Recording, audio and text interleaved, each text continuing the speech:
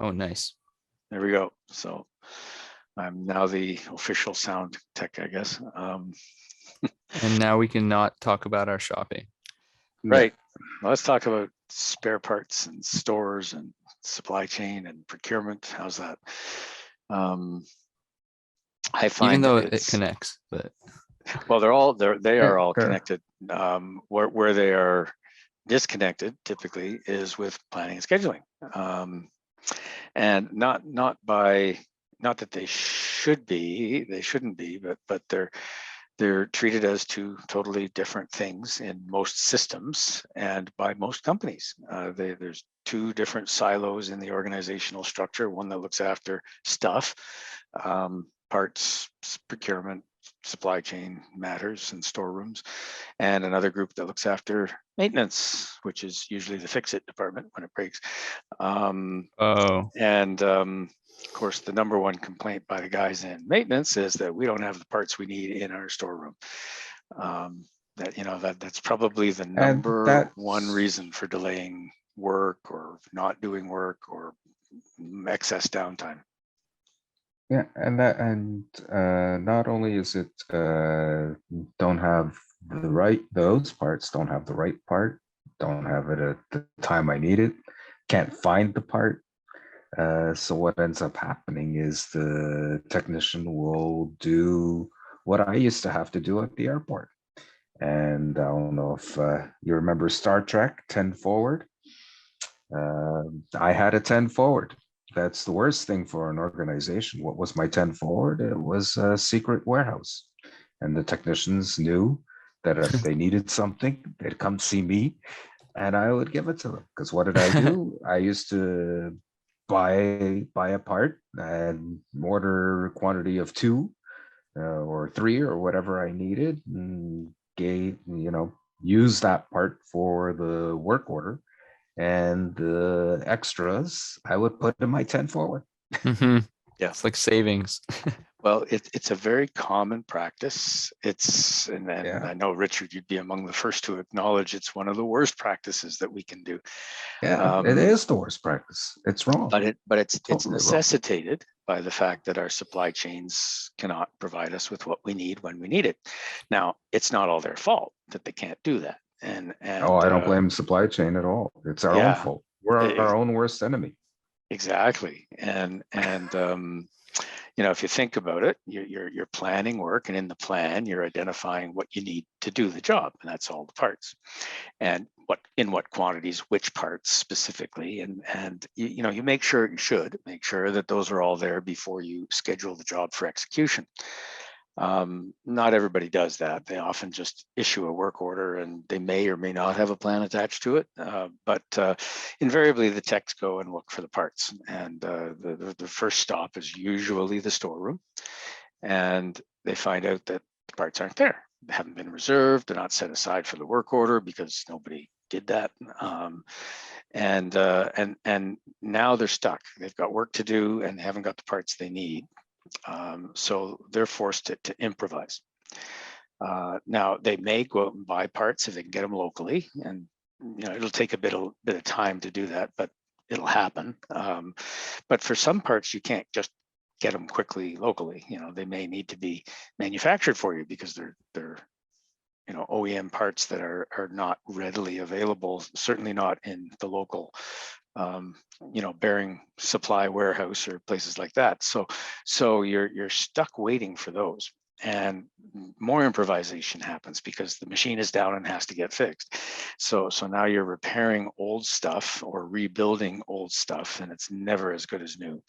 Think of a shaft. You might remanufacture a shaft, but are you using the right steel? Is it the right heat treat? Is it the right tolerances? Right? There's all kinds of things that could be wrong. What's wrong with having a secret stash of parts to just help out?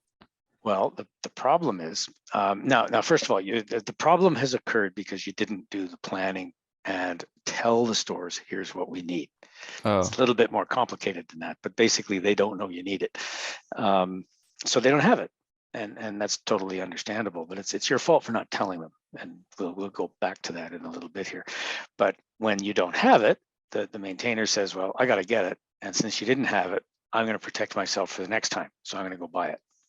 And those things just accumulate. Another thing that accumulates is when you take something apart or dispose of it, you may not throw it out. You may not go to scrap. It may just go out in the boneyard, right? Because someday you might need it. You know, many a maintainer has gone out into the boneyard out back, picked up what he needed, and you know, cleaned it up, like had to work on it to make it usable, but has been able to kind of rescue the situation of not having what they need with those old scrap pieces that they've just not thrown out. All right, so that happens. But this too. enables just the whole thing to just get even worse. Well, it does, because the stores Not only don't know but that your you've done that. spend is increased, right? Your cost of maintenance has doubled because now you're doubling up on your inventory, right? Exactly. Needlessly. Like I know I need 2 bearings for this particular machine that I'm repairing. So I go and buy 2 bearings, but I know I can't get them out of stores, or I don't trust that I can get them out of stores. So I buy 2 extra. So I've just spent twice as much on parts for this one repair. And not all Needless of it spending. goes into that repair. It goes into that little 10 forward. And the worst is they're all doing it, right? So it's not just 2, it's however many technicians you have, 4, 5. And so now it's 10 extra that you got, because each one is doing the same thing. I have seen millions of dollars in these unofficial stashes just sitting there, and none of it is on inventory records. The purchasing knows they bought it, but they don't know where it is. As far as they're concerned, it's already been used. So it's vastly increased the amount of money tied up in material, which reduces my question is, why won't you just capital? Donate it instead of keeping it as a stash? It's interesting they didn't just donate it to the parts storage. Yeah, to the storeroom. They probably won't then take find it afterwards, right? So it, that's the other side of the equation, is the storeroom is so disorganized, you can't find anything. Well, and who's at fault, especially in an open storeroom where everybody can go in and take whatever they need? It's the technicians and the discipline not to record what they've taken, where they've taken it from, and they just stash it wherever they see room available. Yeah, some storerooms are a real big mess. And it's because they're not really looked after properly. Sometimes by the stores people, sometimes the maintainers look after them themselves. And they've done, in some cases, quite a bad job of that. Because they just didn't know how to organize their things.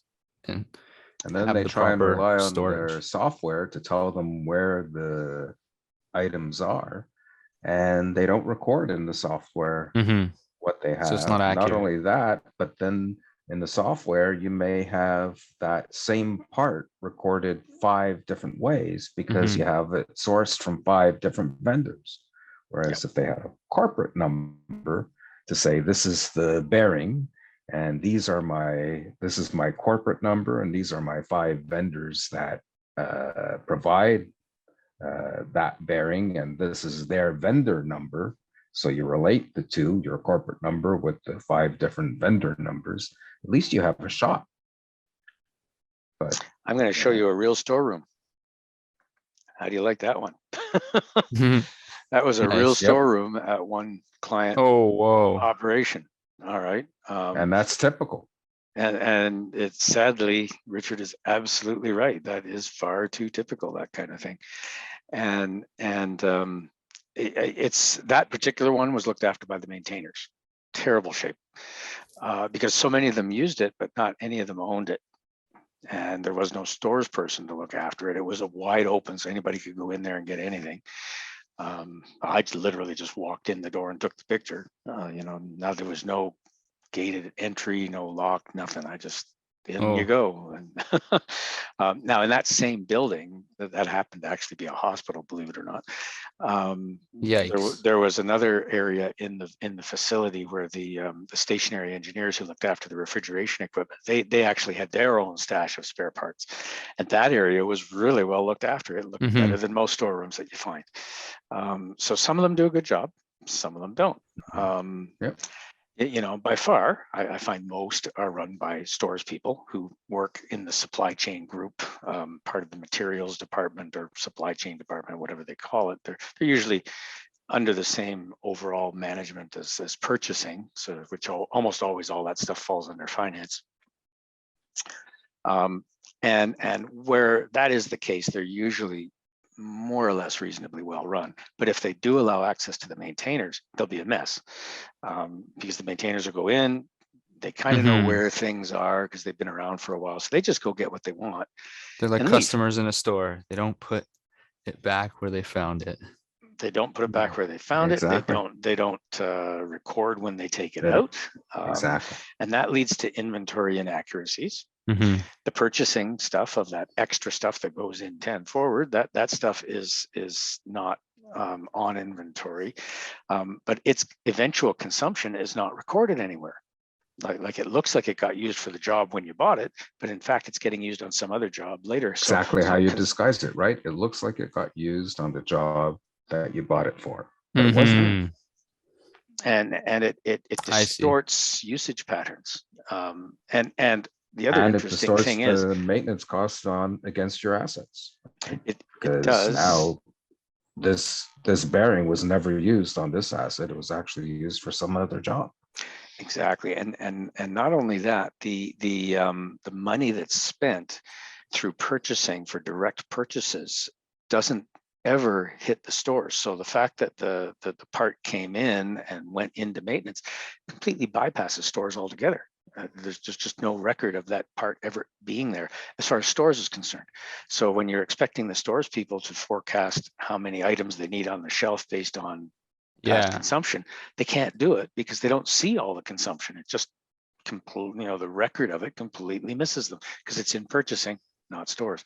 So here's where the silos of information sort of mirror the silos in the organization, and information just doesn't flow between them. And nice big thick walls around them, and facts get hidden. And the source of the problem. One source is all the inaccuracies that occur in the storeroom because the guys just walk in and walk out, kind of treat it like a store. But a big problem is the fact that we don't tell the stores people what we need when we need it in a timely manner. We don't forecast demand very, very well. Like a job plan says, if at all, a job plan may say, I need 2 of these, 1 of those, 4 of those. And that's for a job that's going to take place next week. So there's some, the coordination between stores and work management should make sure that stuff is there. Somehow that demand ought to be recorded. But that's for only one job. Those parts that you're using on that one job might actually get used on other machines, on other jobs at other times. That don't get recorded or reported. Well, again, if they're only treated as one job at a time, how does that demand get consolidated? All right, now you would think stores could do that. If they always use the same part number for the same item, they maybe could, but they don't always do that. When I order it, it's a ball bearing. When Richard orders it, it's a bearing ball. And exactly. The computer consistency can't is tell the that they're name the of the same thing. game for a computer. Got to be consistent. Yeah. Not only that, a huge opportunity is lost we talked about developing an annual plan in our planning and scheduling sessions, whereby your predictive maintenance, your preventative maintenance, your detective maintenance, annually what your load is. Well, part of that is an opportunity to forecast what your part requirements are. And we don't do that. We miss that opportunity time in, time again. Yeah, it's sad because the information's there, it's known, and it's just not used. I feel like, and I kind of wonder, is it because nobody's really responsible for it? Like the planner is responsible for planning jobs, not planning material requirements. Storesmen are just basically there to get what you tell them they need. Who actually looks at overall demand and puts that forecast in, and then does the proper calculations of economic order quantities and mins and maxes on the shelf, right? Like all that stuff is calculated. That's not just something they pull out of thin air. And yet in most cases, people do just pull it out of thin air and throw a number in there. So nobody really is managing it. It's kind of this willy-nilly collection of random inputs that And once in a rules are blue not in moon. place for how are you going to check out that part, right? If you're Exactly. an open storeroom, if you're going to go in, you got to record somewhere what you've taken, what quantity you've taken, Sure. right? Yeah. And And- that's not done. And where did you use it? 'Cause that's kind of important from the, Mhm. if you want to look at cost by equipment, you better know what you used on that equipment. But you also need to know that it came out of stores and in what quantity. And every time you use something, it should actually hit a store's record of some sort. Even direct purchase parts Should be registered. that you've consciously decided not to stock, you may want to stock them sometime in the future if demand goes up. So Mhm. even those, you may want to keep a record of them and track the actual consumption, because at some point in time it may rise to the level where it makes sense to hold it in stores rather than not. And stores people always want to minimize what they've got in the storeroom. They usually do a pretty bad job of achieving Yeah, that. exactly. That's Um, what's ironic about it. It seems like each part has a home. The home shouldn't be the stores. The stores should be a transient kind of, purgatory it's in until it's used in its final home, which is what it Mhm. was bought for. And I feel like that's a stores nice way to put it. should want that, but they're not. Yep. Counterintuitive. Yeah, I like that, but it requires quite an integration of processes between planning, scheduling, purchasing, and stores, and then and the actual management of inventory levels. Mhm. That all needs to be tied together, and demand is probably the one key number that's often missing. Very few times do I run into organizations that actually calculate mins and maxes and economic order I was going to quantities. ask, what's a mins and max? So Minimum the is what minimum amount of stock are you going to hold of the bearing, and the max is the maximum quantity. And then Oh, so yeah. when you have that, let's say it's a minimum of 5 and max of 10. So when you fall below 5, it's time to reorder. mhm. But If- up to 10. Yeah, if you've got a lead time on a part, say of 2 weeks, so from the time I order it to the time I get it, it's 2 weeks. And in that 2 weeks, I expect to use maybe 10 of them. I will want to have a minimum A set minimum, at exactly. 10 so that I don't run out while I'm ordering the next batch. Now that order goes, like when I hit that minimum, I make the next order. It should come in just before I'm running out of those ones that I've Exactly. got on the shelf. That's the theory. And the amount you order is an economic order quantity. So if you take minimum plus economic order quantity, you get max. Should get max. Yeah, I don't get the max part. Is And the that's max? Sorry, is go ahead. the maximum quantity that you want on hand at any given time. Is that You to- don't want to just to go stop over ordering? Yeah, basically, yeah. basically. It's you want to order in economic quantities, like it might make Exactly. You're not you wasting might get money. it cheaper if you order a box as opposed to order a Just single item. don't forget, there's also a cost to storage, right? It costs you money to store that part. Yeah, Mhm. somebody's managing that. You're heating Yeah. the building, you're lighting it, and somebody's keeping track of it. You got a computer system You chugging got to away in the register it background. like a citizen of the country. Yeah, Yes, absolutely. it requires management, and that cost is not insignificant. And everything you got on the shelf, when you think about it, is basically money tied up that could be used elsewhere in the business. Yeah. So you don't want to have too much stuff in there, but you also don't want to have too little. If you have too much, you're basically tying up money that could be put to better use. If you've got too little, the risk is that you don't have the parts when you need them, and you actually suffer downtime and lose production. So you actually lose revenue by not having enough parts. I'm And a lot actually of people curious don't think about that. because I'm worried about the people who already have stores and it's just such a mess that they're just too scared to even start or to even know where to start. It's kind of like a messy room. After a certain point, you're like, I don't even want to It's, begin to. I used to work with a colleague. He unfortunately passed away. Anyways, he had a very systematic approach. He used to be part of the military, so it was a very Mhm. systematic approach in organizing a client's storeroom. And he had naming conventions for them built, and he would just go in and start at one corner of the storeroom and work his way through. Like picking And items and like by well, he manually would just start with, registering. you know, the common items, right? The large items first, and organize it and place it in its proper storeroom. Had a naming convention. This is aisle A, aisle B, aisle Mhm. C, row one, row two, row three. And it was a differentiation of letters and numbers. So you knew aisle A, row one, shelf two, Yeah. Hmm.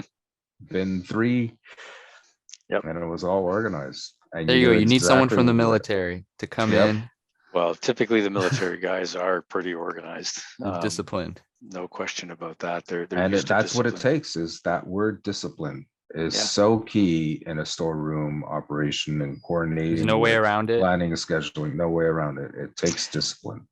It There you does. go. And recording those transactions takes time. Yes. It's well worth it, because then you know where that part is when you need it. Yeah. Mhm. If it's not I there, had one organization where they insisted, if you come to the shelf, because they had a closed storeroom, so they had stores people issuing those parts, and it was the stores person that recorded that issue against the work order. And what their rule was, if you wanted a part, you had to bring a work order for it. If you didn't show up without a work order number, you weren't getting your part. You can't just ask for a random part for no reason. exactly. Yep. Well, there's, although I don't think it's a big problem, there's always the risk that somebody might want something for something other than work, right? And Yeah, exactly. that's always a risk.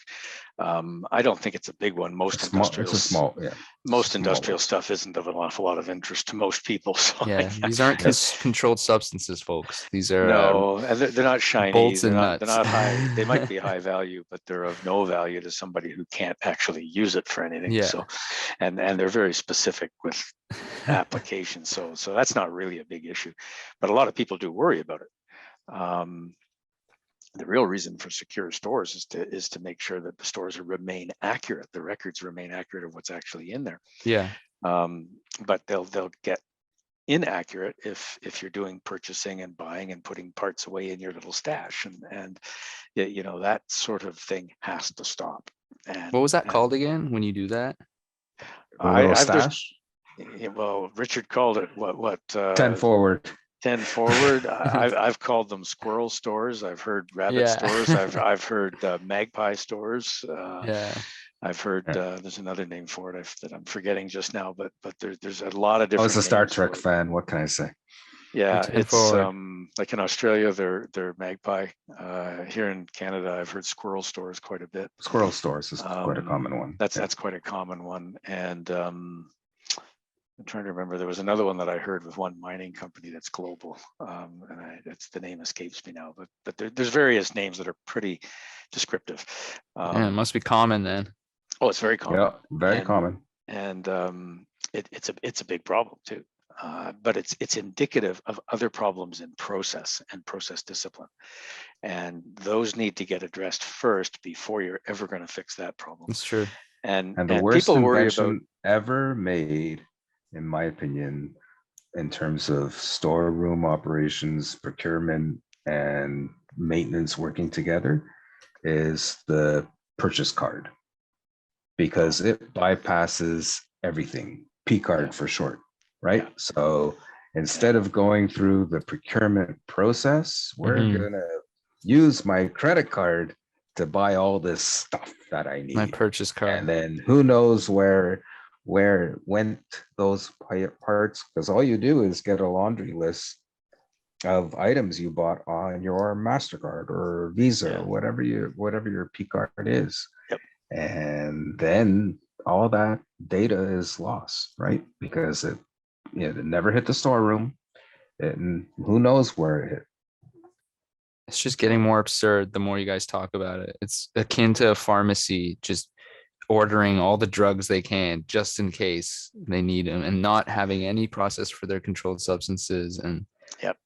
Yep. Yep. Well, storerooms want a just-in-time inventory, right? Minimum, Yeah. you know, everything just comes in, gets used right away. There's a nice flow just of in time, yeah, material. that's the ideal. Maintenance guys kind of don't really get that. They want a just-in-case They want a inventory, right? toolbox. So They want Just a in little, case, yeah. they want everything. And if in doubt, buy more. Now, so you end up with this mess of too much of the wrong stuff sometimes, especially if it's been around a long time, yeah. because the need for things changes over time, and maintenance is also guilty of not telling them, hey, this is obsolete equipment. All these parts here on this list, we don't need them anymore. You can scrap those.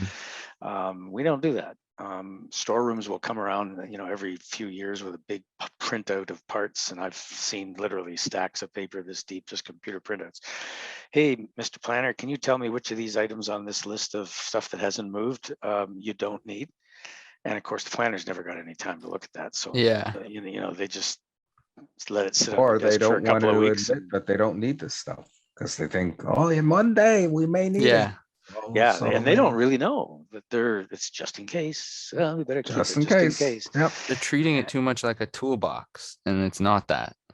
Toolbox is something for the home, you know. Sometimes, you know, you got to hammer in a painting or something, but your storehouse is not your toolbox. It's supposed to be like a place where you register parts and they have a purpose. And Yeah. Well, maintainers don't understand supply chain typically, and they don't really know what they're doing to it by having these little stashes of parts around.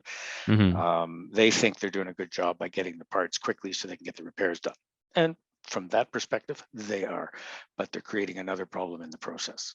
And now, is the storeroom problem worse than the lack of availability when machines are down? Probably not. You know, while you're fixing these problems, stores people, the finance people, they always want to get rid of as much inventory as they can and as quickly as they can. And I tell them, look, while we're bringing all these stores in from the field and cataloging them, putting them in the right place in the storeroom, recording that they're actually here, we need to accept the fact that our inventory is going to look a little bit bloated. It's going to be bad for a while. And they want to get rid of it. What about all this stuff we're not using? Well, we don't really know for sure whether we need it or not. So the conservative decision is to not get rid of it, hang on to it. I have seen people that have said, no, we'll just get rid of it. We haven't used it for a long time anyways. And the next thing you know, there's a need for it. And the reason Murphy's you Law. didn't, well, that plus the fact that they didn't know that they used it in the past. Yeah. Because somebody bought it on a purchase order. And so they think they didn't have any demand for it, but they actually did. Now they've got it in the storeroom and they're not sure.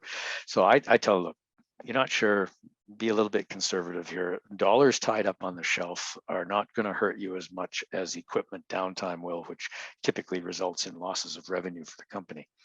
So you know, machine availability is why you have those parts. They're insurance against downtime. And you know, don't cheap out on your insurance. Interesting. You know, until you're at a point where you can intelligently say we don't need it. All right, at that point, then start getting rid of stuff. But you really have to have everything under control before you can do that. So you're saying unless you know how to have this proper flow and registering and, you know, not that much time for parts on the shelves, unless you know how to do that, you probably shouldn't just randomly just start getting rid of all your stuff in order to have that system, because it's actually better sometimes to just have maybe an unorganized store, but you have the part as opposed to not having it, but a clean looking stores. Yeah, well, you know, a good sign that you don't use it is that it's covered in dust. But it may just be something that's got very, very low demand. And it may also be something that was mislabeled or misshelved, and maintenance actually needed it but couldn't find it, so they went out and bought them. So you're actually using them, but you don't even know that you're using them. You know, another thing you find in a storeroom often is that the exact same item is sitting in 3 or 4 or 5 different places, all with different part numbers and different names, and it's all depends on who put it into the store's catalog at the time that they did it. And like I said, if I call it a ball bearing and Richard calls it a bearing, Bearing ball, ball. it's exactly the same Completely different. thing, but the name is different and the computer Or can't if you tell the use the difference. vendor ID, as I alluded to before, as the corporate number, then I guarantee you, you're gonna have 5 instances of that same part. Yeah, Or because however many. every vendor has their own numbering system, and they do it on purpose because they want you to buy They your do. parts. They want you to buy your parts from them. So they're very loath to give you the OEM or original equipment manufacturer identifier. They're making it easier for you to organize. They're actually making Like, it harder for you to They organize. make it harder for you to organize. How does that make it harder? Because the vendor number is different for each. It's the same part with 5 different numbers. So which one do you use? Like I could have a pump from Byron Jackson and another one from Ingram, and just to pick 2 manufacturers, and I've got the same SKF 6320 bearing in it, and the bearing comes from SKF. They're the original manufacturer of the bearing, but Ingram will say that's an Ingram 6320, and Byron Jackson will say that's a BJ 6320 R1. Same bearing. So they're living Exactly in the different same item, worlds. but they give you their number, not the original equipment manufacturer. So that bearing's going to end up on the shelf in 2 different locations with 2 different names and numbers. Potentially. And you're going to give That's it a why number we- too. You're not just going to use the Byron Jackson number. You're going to give it your own, my company number. And, Yeah. Right. And But that's the only way to get around it, right? You give it your company number and then you relate all these numbers to it. if you can. If you can. And your parts Or guys, the do guys the in the best you can. storerooms often can't tell that it's different, right? Like What if they you might stuck say, to one? they might look at it and say, I think these 2 are the same, but they're physically in 2 different places in the storeroom, and they'll never spot the fact that they're looking at the same thing when they're 2 aisles away from each other. The parts guys know part numbers and they know locations, but they may not know, they can't tell a The bearing from a brands. shaft from a tire, right? Like that's they're not the Yes, technical guy. very true. Is it So- smart to stick to one manufacturer or brand? Easier said than done. It is. It's a lot easier said than there are some benefits to it. For sure, standardization is a great way to keep your costs down. But it is tough to do. And once the supplier knows that you've standardized on them, their prices go up. Oh, they don't go Exactly. down? No. Surprise, surprise. They're not like, oh, Um, thanks. Here's like a bulk Yeah. price. No, they don't. Like It's a if I bought, very challenging thing to do, to yeah, accomplish. I see this in mining operations a lot because they use large fleets of vehicles, and they'll buy all Caterpillar trucks, for example, or all Komatsu Yeah. or something like that. And if you've got fleets that are all from one manufacturer, there will be a certain degree of standardization. There's also benefits in terms of training and Yeah. shop tooling and things like that. There are some other benefits besides just parts, but it's very tough to do that. Not every supplier supplies everything you need. So you're going to have multiple suppliers in most instances for It's just kind of a whatever. premium to have kind of one brand, one supplier. Plus, you one- also have to take into account the lead time, right? So if you're relying on just that one supplier and their lead time is out of whack for whatever Mhm. reason, you've limited yourself. Yeah. Yeah, you're very dependent on them and on their systems working. And if that doesn't work for some reason, which may or may not be within their Yeah. control, you could be in a lot of trouble. It's enough being responsible for your own organization. Now you have to worry about another. Yeah, so having multiple suppliers provides a little bit of safety, I guess, or Mhm. buffer against those kinds of risks. But you're saying you have to create your the own. suppliers honest too, right? So they're not gonna raise their price if they know they're competing with somebody else. So they're Mhm. they're more inclined to keep their pricing more realistic, reasonable. But are you saying create your own now numbering system? So once a part comes in, maybe create your own numbering. Yeah. Or... You have your corporate number and Okay, you relate. so that's the corporate number. Yeah, and where And possible, the other relate. key thing is your receiving group, whoever does the receiving, knows from the paperwork where it's going. Is it going to stock? Is it going to a work order? Does it need to be staged? Mhm. All that has to be organized. Otherwise, even from the procurement into the storeroom operation, can get messy Yeah. very quickly. Lots of room in here for mistakes and errors, even with people that are doing their best to do a good job. And then organizations make it worse because they have 5 different software all demanding the same information and they don't talk to each other. So you have to do 5 different receiving. One in this software, one in that software, one in that software. So till each one. And then who wants to do that? That's like not double entry, that's quintuplet entry. Yeah. Right? All for their own, you have your inventory management software, you have your maintenance management software, you have your ERP software. And sometimes That's they 3 talk off to the each top other. of my head. Yeah, sometimes they talk to each other, sometimes they don't. And some of the bigger ERP systems are all supposedly integrated, but a lot of those integrations don't work so smoothly. They don't come integrated out of the box. You got to, when you're setting them up, you got to set them up so that they work like an integrated program. Otherwise, they just work like a whole bunch of separate packages. So Yep. they're, that everybody thinks these big integrated packages come integrated. Well, not really. They do and they don't. But there's more to making them work like an integrated package. Have you seen than any meets the eye. innovation in this practice of stores management, or is everyone just kind of not knowing how to do it?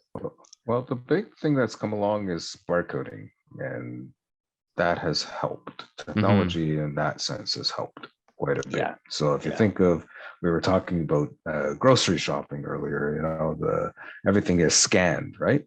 Yeah. That is coming and that has helped. Yeah. But that's been around a while. Barcodes, QR codes, but it hasn't been widely used in the industrial maintenance world. That's right. Yeah, they still rely on the guy picking the part, taking it out, and writing the number down, and hey, if I don't write neatly, like, do my 7s look like your 4s and things like that? Exactly. There's lots of places where mistakes can be made when it's done manually. So automating parts of that process takes and scanning is a fantastic way to do that. Does take a lot of the error out of it at the transaction point. But that doesn't solve the problem of the 2 different vendor numbers that you now have to somehow realize are not different. And they both belong in the same note. Somebody's got to figure that out. And are 2 barcodes ever the same? Sorry. Or are they like fingerprints? Well, it's actually a font. It depends on how you. It's funny. If I would have said prior to not this project, but prior to my previous project, I would have said a barcode is unique, never duplicated. And boy, was I proven wrong. Oh yeah. A barcode is really just a font. Yep. It's a machine readable font. It all font. depends on your own business rules. Right? Because what ended up happening in this one situation was, because of their rules, they ended up using and reusing numbers. I don't know how that worked, but the barcode ended up being duplicates. And they didn't barcode it based off of a key field. They barcoded based off of an attribute field, meaning that the software wasn't checking for duplicates. Yeah. So they were able to duplicate, triplicate. They had not one duplicate instance of the same barcode number. They had like 10, 12 repeats of the same number in their barcoding methodology. It's just the alphabet. It's the masked alphabet, right? As you said, it's a font. It's a machine readable alphabet is what it is. If you look at it, it's just bars, alternating black and white bars of different thicknesses. The machine can look at that very easily and read it. How about a QR code? I'm not as familiar with them, but I believe they Okay. are also similar to just basically being a very complex font. Okay. You'll notice barcodes have little boxes in the corners, and those tell you where the top is. So they are also very quick and easy for a machine to Yeah. read. And can also be duplicated, but they can contain quite a bit of information in the code itself, which the barcode is typically just a code that is attached to information. Yeah. QR code actually contains the information, which is why they look so much more complicated. Would QRs help with stores, or do you think Oh, yeah. that would be okay? Yeah, they Yep. get used to. Yeah, but that really doesn't solve all the problems, right? Yeah. No. The bigger problem is the integration amongst business processes, the discipline to follow them, the discipline of not letting maintainers into your storeroom. Like, they don't have keys, they don't have cards, they can't get in. Yeah. Simple, right? They So can't we don't screw need up. an invention or innovation. We need kind of like a paradigm shift in how things are done. Yeah, Yep. and That word we used earlier, discipline. We yeah, need like the P discipline to cards, be put get in rid of them. place. No purchasing Get cards. rid of them. Absolutely. All right. Is Couldn't that like agree a more. diplomatic immunity standard card or something? What is No that? standard work orders. That's another one. No standing Oh. work orders. Get rid of those. All right. So all those things that are meant to make life a little bit simpler, you got to get rid of them. What's a because standard work order? Well, this Well, it would depends be. on how you define it. So I think what in Jim's instance, the standard work order would be something that's a catch-all Yeah. for any work that's being performed. You just put it on this, it's a 10-minute job, it's a 15-minute job. Oh, we'll just use a canned work order, keep it open for a minute and open for a month and record everything on there. Well, people like convenience, right? So everything goes into that one work order. Yeah. I Say don't one want to work order confuse for all your that trucks scenario with a standard work order, which is a template for producing other work orders. That template work order is a good thing because that saves you keystrokes in the software. Yeah, I think I used the word standard. Standard. I should have said standing, not standard. Standing, yes. Yeah, standing work order. Like, I got a standing work order to fix all my haul trucks in the mine. Doesn't matter whether they're Cats, Komatsu, or something else. And all the work on all the trucks goes against one work order. It's insane. You'll never know which one's the bad actor, which one's good. You'll wonder, why am I using Komatsu parts and Cat parts and all these other companies' parts on all these machines, right? It's because you just lumped everything together. It's kind of easy from an accounting perspective, but it's not particularly good from a maintenance perspective, where you're trying to actually understand, where am I spending most of my money? Why am I spending it on those trucks rather than those trucks, right? I can't do that if I've got them all lumped together. So you've got to split things up. So basically one job, one work order. You got to buy parts, you use a purchase order. You can do it in a hurry, but don't use a P card. P card does not contain any information about where that stuff is used. And you don't know what work order it was bought for. Yeah, absolutely nothing. It's just and a then list you of come stuff at the end of the month to try and reconcile that card. No maintenance technician is going to remember what they did a month ago. I don't remember what I did this morning. Never mind. Exactly. What I did a month ago. It feels unstructured. It feels a little anarchic. It is kind of like that stash. Now, a standing work order, interestingly enough, does have a place and time. One of the good things at the airport, what we did was, if we had rules behind a standing work order, and that is, if it requires a part, you cannot use a standing work order, period, end of discussion. So that's out. If the job was under 15 minutes, we do want you to record against the standing work order, not because we care how it took you 15 minutes, we're tracking your time. We had that standing work order for that purpose, because we wanted to know the level of effort against that particular kind of job. Perfect example was foreign object debris, right? It only takes you 2 minutes to pick up a piece of paper off the apron. That 2 minutes, we're not interested in that it took you 2 minutes and that you did it. We're interested in, over time, how much thought control effort was made in Mhm. that period. Exactly. Yeah, they do So have their standing place. work orders do have a place, Yeah. but it all depends on your strategy and your Yeah. rules.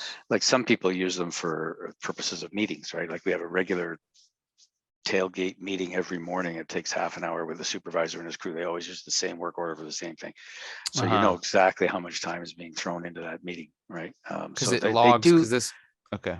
they do have a purpose in life, but getting work done where you're Getting work done, that's something where separate. you Yeah. want Don't to want to track use what you're standing where you work want to order. track what you're doing and what you're using for it. Like if you want to do that, you cannot use a standing work order. It's Exactly. just too much to fit into one simple thing. And that's why they had the rule of if you need a part for that job, you cannot use a standing work order. Exactly. Yeah. I've seen it where if you need a part or you need a tool. Right. Nor in tool. Right. Yeah. Exactly. Even though you're not consuming the tool, if you need to use a tool, you better use a work order. Yeah. Because Well, the use of a tool implies a certain level of skill from some trade, and you really want to know how much time of a tradesman's time is really needed, because that helps you determine staff sizes. Yeah. That's Exactly. true. You just need good data. Yeah, and data is something guys in the field, as a rule, don't care much about data because they don't use it. And Well, they it's don't hard to honestly have good see, data. they rarely see anybody else using it. I remember way back early in my career in petrochemical plants, I was doing reliability work, and I had equipment that we called them bad actors, things that we knew had failed too frequently. And we wanted to solve those problems, get rid of the reliability issue that we had. So I had a kind of a request out to the guys in the workshop. So if anytime any one of these pieces of equipment has to be worked on, let me know. I want to be there. All right. And I don't care what time of day or night it is, just let me know, I'll be there. After a little while doing this, coming in at 3 in the morning, 4 in the morning, right? Because that did happen. A couple of guys in the crew said, what is it you're actually looking for? Because like, you come in, you look, you write some notes, and you disappear. And maybe we can do that for you. And I thought, fantastic. Now, at the time, it just let me get a bit more sleep. But later on, I kind of realized that it achieved something quite unique that you don't always get these days. And they saw somebody from staff, an engineer, who actually took an active interest in what they were doing and how they were doing it, and actively used information to try and solve problems. And they actually saw some of the solutions, and they saw that some of them worked. So they liked that, right? Like they all got a little bit of a bonus as Of course. plant performance was there. So anything that helped improve it was a good thing. And here you were very actively trying to do that. They loved it. So they said, what can we do to help you? And I said, well, here's the sort of things I'm looking for. And they started collecting information for me. If there was any doubt, they'd get on the phone and call me, and we'd talk about it. And the odd time you still went in, but once they know there's somebody's using it, and the data has a purpose, and its purpose is to do some good that maybe actually benefits them, they're all over it. And that doesn't happen too often. We just expect people to collect data because we asked them to. Well, they don't care. they don't see saw what the you use light. it for. Truth is, a lot of companies don't actually use it, even if they have it. So they're not really wrong. They're actually saving themselves some time and probably getting more work done as a result of it by not collecting data. So you loathe the lack of data, but at the same time, you can't blame them for not collecting it because it's not doing anybody any good. And until you go then to oftentimes use it, you got to don't realize it. wonder what data you're collecting for what purpose. When I go into client sites, why are you collecting this information? Well, I don't know. We've been doing it for this way forever. Yeah. Well, what value do you get from this information? What do you do with it? Nothing. I've seen one new system going to replace an old system, and they say, well, we want to convert all the old data over. And first of all, it's the parts data, and course, all the problems with the data you have today are going to be in the new system if you just take it over electronically. So there's a cleanup process should happen, which is not insignificant. That's a fair amount of effort, but that really should happen if you're going to change systems and bring that part data over. It takes work. And then people say, well, we want our maintenance data. And I invariably shake my head at that one, and I said, for what? And here I am, the guy that wrote the book on maintenance, and I'm saying, what do you want that data for? Knowing full well it's probably totally useless to them, but they don't know that. So they'll say, well, for reliability, we want to know what our failure history was so that we can make reliability improvements. Oh, okay. Do you have a reliability engineer? Well, no. Who's going to make those improvements? You know, do you really need that data? Well, we might hire one someday, and you know, maybe you will, you know, but you're going to spend an awful lot of money bringing a whole lot of data over that's probably not that accurate to begin with and not all that useful, and because it was never collected with reliability purposes in mind. Yeah, it wasn't even done correctly. So And it's the not. level of It's rarely effort fit for purpose. required to move work order history data from one needed. software to another is huge. It is not trivial. Yeah. And you're better off saying, this is my legacy software. I know how to get a report out of this software, and just leave your work order history in that software. And anytime you need it, you go to the software and run the report. It's a read-only version of it. Whatever you need to do with it, that's fine. Just keep it going. So I have one client site. They bought into that. It's a legacy software from the 80s. So imagine running it. But all they did was they converted it into a report. I've actually seen people keep old computers just for that purpose. Yeah. You know, they still plug into the same 115, 60 Hey, hertz. I got outlet. an old laptop, Dell laptop from 2001, and I still need to run it because it's the only laptop that will run Access 5.0, I think it was called, right?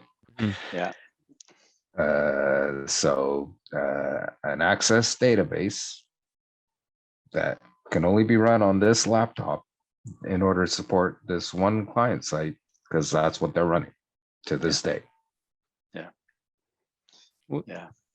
It seems like everyone loves good data, but not everyone wants to make it. It's like good food. It's like everyone will eat it, but only a few will be like taking an interest to actually know how to cook it for themselves. Yeah, well, Deming, you know, he was a quality guy, right? And you know, he made a lot of statements around data, and it's all around quality and managing quality, short interval controls, Quality of it. very precise things. And you know, it has its place when it comes to that. Everybody's assumed that you need all this data everywhere else too, though, and you don't. Right? You need evidence, perhaps, to make better decisions, but that evidence isn't necessarily data in a computer. And I don't think a lot of people fully grasp that. You know, like knowledge in your head is pretty valuable, right? Like I would imagine anybody that sat through this recording for this long thinks that there's something here worth listening to. Well, I am not plugged into an electrical outlet. You know, this all just comes out of memory. I see what you're saying. It's experience. So well, there's experience. There's you know, just exposure to different systems. It's all part of the experience. Exposure to different ways of doing things. Having seen a whole lot of bad ways of doing things. Having seen a few good ways of doing things. Right. You know, the idea that you need data to make decisions is really, I think, overcooked. And I see. Yeah. You know, and there I'm are a data places where guy, it's and useful. I agree. Yeah, there are places You where know? it's useful, but there are a lot of places where the data isn't necessarily ones and zeros in a computer. Yeah, I just finished writing a magazine article this morning about reliability data and where that comes from. And the most reliable reliability data I've ever found is in the heads of the experienced maintainers and operators. Talked about that in episode 1. It's not in the computer because frankly, a computer's collecting data against a work order. It's not in the computer. Yeah, the computer's collecting data against a work order. It's all transactional data. It's not failure data. It's not failure mode data. They don't, like, one failure mode does not equal one work order. So until people realize that, they're going to be collecting a whole bunch of stuff for the wrong reasons. And when somebody goes to use it, and I've asked reliability engineers, I'm one myself, I've asked people, have you been able to use your maintenance data successfully to solve problems? And the answer is invariably no. We can't trust it. It's missing bits and pieces. We can't tell that an actual work order was a failure. We can, it might have been work, but it wasn't necessarily a failure, and we can't tell from the data that's there. So the data is not really fit for their purpose. It's not that it's bad data. It's all accurate. It's not to blame the data. Yeah, the data is not necessarily bad. It's just not the right data for what they're trying to do. And who, when they're implementing a new system, asks questions about reliability? Who, when they're implementing a new system, asks questions about how do I forecast demand for a year for parts usage so that I can have an accurate level of inventory in my stores? I don't think anybody thinks about that. Oh, well, we got planners, but the planners don't think about that. They're not thinking about year-long demand. They're thinking about planning one job at a time, and most of them, frankly, are not even thinking about that. They're thinking about, how do I get the parts I need for the job I'm doing today? Yep, exactly. Which is ultimately what storerooms are supposed to avoid. Right. And in terms of the work order, as Jim said, it's a transaction. So you've got what are you recording on that work order? You're recording your labor effort. You're recording the parts you used. Some work orders, yes, you do identify what the problem was, the issue. And some actually go so far as saying, okay, the cause of that issue was X. Again, that's only a piece of the overall reliability information that one needs. It's not the complete story. So even if you go so far as to say, this was the problem, this was the failure, this was the cause, this was the action, right? That's only a piece of the story. Yeah. Right? What was the failure mode? No idea. Yeah, exactly. So anyway, data, not easy stuff to work with. It's a very general term that requires very specific application. And like I said, when we leave it in the hands of, we tend to think it's computer, we leave it to the IT guys. Well, they don't know anything about the application. They might know the computer, they might know the software that's running on it, but they don't know how you're using it. And the people that are using it these days, I find in the world of lean and all that, we're all tightly staffed. People don't have time to really think. They're just doing, the level of thought that goes into what most people are doing at work is actually pretty low. And then of course there's the whole question of, are people even motivated to do a good job? Right? And a huge number are not. So there's one of the key lot things of things working against that a us work order should be collecting that often is not, is the part usage. Yeah. Right. It's sad, but the technician thinks the store person is going to put the parts that were used on the work order. On the they have work no order. idea. And the store person thinks it's the technician's responsibility to put the parts used on the work order. And then in some situations, both do it, and then it's double counted. Right? Yeah. Instead of two bearings used, it's 4 bearings used. Yeah, and then what do you do with the parts that are left over afterwards? Well, there's another. It's a whole other kettle of worms there. Exactly. Right. It amazes me. All these bearings go out of the storeroom, but only one was used for it to work. And what happened to the other 3 that were taken out? Exactly. And fell through a grate. Yep. Right. Yep. And they should have reported that. Ball bearing fell through. Exactly. They should have reported if that's what happened. They should have recorded Just it. care more about Or- parts. or- That's the moral. Like, honestly, just treat parts not as these secondhand, tools, but literal kind of, I guess I made that joke earlier, citizens of your. Well, I look at it as, they're a valuable corporate asset, just like any other corporate Yeah. asset. Information is a valuable Down to asset. the screw, down to the bolt. Yeah, and it deserves a certain amount of respect. It's there for a purpose. Let's make sure it gets used for that purpose, and then it has delivered value. Otherwise, it has just cost money. Agreed. Exactly. Yep. But we can do a whole lot better in managing all that, and I think there's huge opportunities there in most companies. I'd hazard to say very few get this really right. Some do, but most by and large don't. And they really don't know where to Forecasting start. is a big part of it, right? Like your planners Well, haven't they don't got the bother edging. with the forecast, right? Yeah, I don't know about Jim, but I have yet to see an organization forecast MRO We got to tell them how to requirements. do it. I've never seen it. Well, I've seen never seen it. software that'll help them do it. There are packages Yep. out there that will There help are them clean. packages out there. There are but some interesting packages out there that'll help clean up some of this to a degree. But at the end of the day, if you don't clean up the business processes and the discipline and the thinking behind how it all should work together, if you don't clean that up, even if you fix the problem today, it'll be back tomorrow. So you got to clean all that up and stick to it. And even where it has been cleaned up, I've seen people do a good job, works for a while, and then some manager changes. And it's messy again. Einstein's definition of insanity, right? Doing the same thing over and over again, expecting a different result. yeah. And everybody wants to be efficient. They want to spend as little as possible, but they don't want to do the work that it takes to make sure that happens. Yep. Everyone wants good food. They don't want to be the good chef. Yeah, Yeah. it's like me. I'm a terrible cook. I want good food, so I won't eat anything that I cook. It's like I've got a good friend that says I don't want to belong to any club that would actually see fit to have me as a member. Groucho Marx.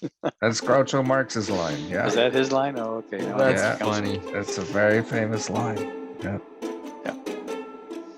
All right. All right. Well, this has been a good long session again. Yeah. On stores and inventory. Been a good talk.